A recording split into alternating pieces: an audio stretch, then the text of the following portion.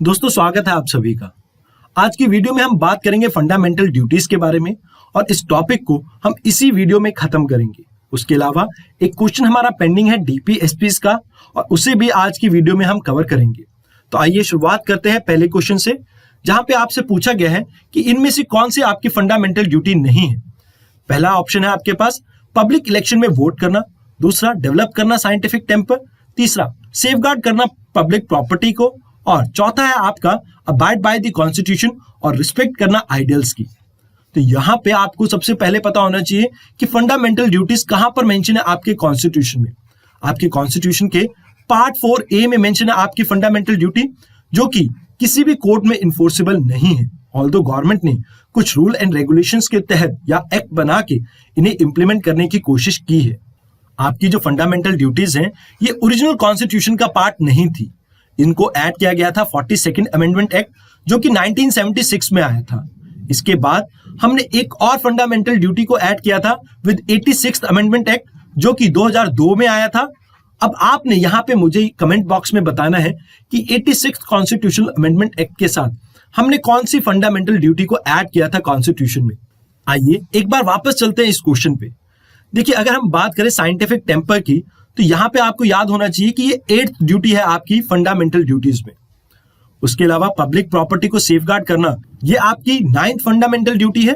और अगर बात की जाए abide by the constitution and respect the ideal, ये आपकी पहली फंडामेंटल ड्यूटी है।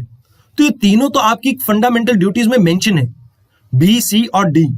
लेकिन ये जो आपका ए ऑप्शन है ये कहीं भी मेंशन नहीं है आपकी फंडामेंटल ड्यूटीज में। तो कहीं ना कहीं इसका आंसर बन जाता है ए ऑप्शन। अब यहां पे मैं आपसे दूसरा क्वेश्चन पूछना चाहूंगा। आपको मुझे कुछ ऐसी फंडामेंटल ड्यूटीज के बारे में बताना है जो स्वर्ण सिंह कमेटी ने रिकमेंड तो की थी, लेकिन उन्हें पार्ट नहीं बनाया गया आपकी फंडामेंटल ड्यूटीज में।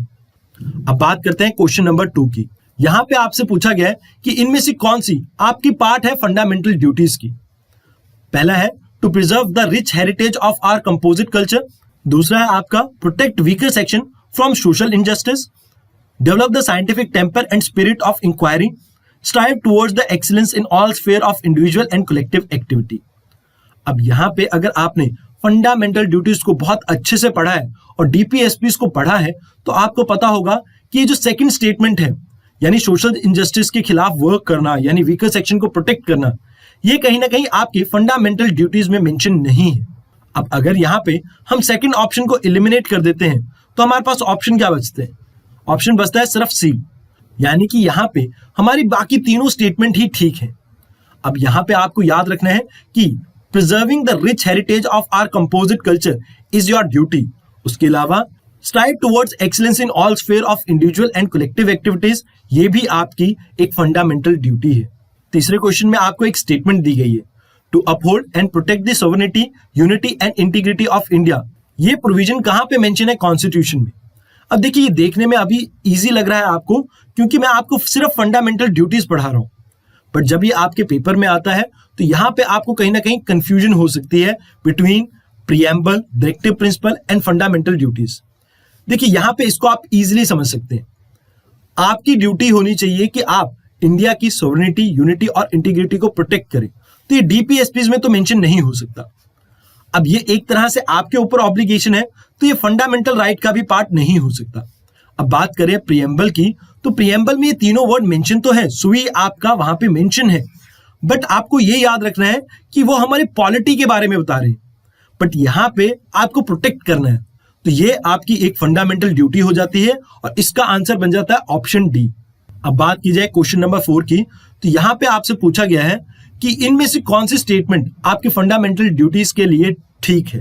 पहली स्टेटमेंट है, a legislative process has been provided to enforce these duties, they are correlated to legal duties. अब बात की जाए अगर स्टेटमेंट 1 की, तो लेजिस्लेटिव प्रोसेस में कहीं भी मेंशन ऐसा नहीं है कि आप कैसे फंडामेंटल ड्यूटीज को इन्फोर्स करा सकते हैं। तो आपकी पहली स्टेटमेंट तो गलत हो जाती है। अब यहां पे इसे एलिमिनेट कर दिया हमने, इसे कर दिया। अब हमारे पास 50-50 का प्रोविजन है। अब अगर बात की जाए सेकंड क्वेश्चन की, तो आपको पता होना चाहिए कि हाई कोर्ट और सुप्रीम कोर्ट के पास एक पावर है, मैंडेमस करके। अब अगर इस पावर को मैं इस्तेमाल करता हूं तो मैं किसी को भी अपनी लीगल ड्यूटी को फुलफिल करने के लिए मजबूर कर सकता हूं। बट क्या किसी सिटीजन को मैंडेमस को यूज करके हम कह सकते हैं कि आप अपनी ड्यूटी परफॉर्म करें? इसका जवाब है नहीं। तो इस वजह से आपकी सेकंड स्टेटमेंट भी गलत हो जाती है और इसका आंसर बनता है नाइदर वन नॉर टू। अब बात करते हैं, ये क्वेश्चन है आपका डीपीएसपी से रिलेटेड। ये क्वेश्चन कल रह गया था, तो आइए इसे देख लेते हैं। Under the constitution concentration of wealth violets. अब यहां पे आपको याद होना चाहिए कि जो आपकी कंसंट्रेशन ऑफ वेल्थ है इसके बारे में कहां पे बात हो सकती है। देखिए, अगर पहले ऑप्शन की बात करें राइट टू इक्वालिटी, तो आपको पता होगा कि right to equality in front of law है। यहां पर वेल्थ और इकोनॉमिक फैक्टर की बात नहीं की गई है। इसके अलावा अगर सी ऑप्शन की बात करें राइट टू फ्रीडम, यहां पे भी किसी भी तरह से आपके वेल्थ के बारे में बात नहीं की गई है। यहां पे आपके प्रोफेशन या फ्रीडम ऑफ स्पीच या एसोसिएशन, इन सब के बारे में बात की गई है, लेकिन यहां पे वेल्थ के बारे में बात नहीं की गई है। उसके अलावा द कॉन्सेप्ट ऑफ वेलफेयर, तो यहां पे आप लोगों की भलाई करते हैं, मतलब इक्विटी को एस्टैब्लिश करने की कोशिश करते हैं, बट यहां पे भी आपके वेल्थ का कॉन्सेप्ट मेंशन नहीं है।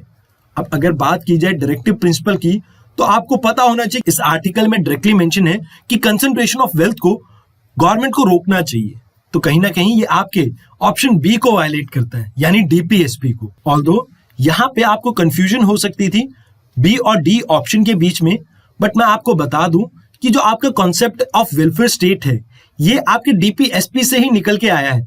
तो कहीं ना कहीं आप डायरेक्टली या इनडायरेक्टली कह सकते हैं कि डीपीएसपी एक मेजर जॉनर है जिसके अंडर एक सब पार्ट है आपका वेलफेयर स्टेट। तो इस वजह से इसका आंसर बन जाता है ऑप्शन बी।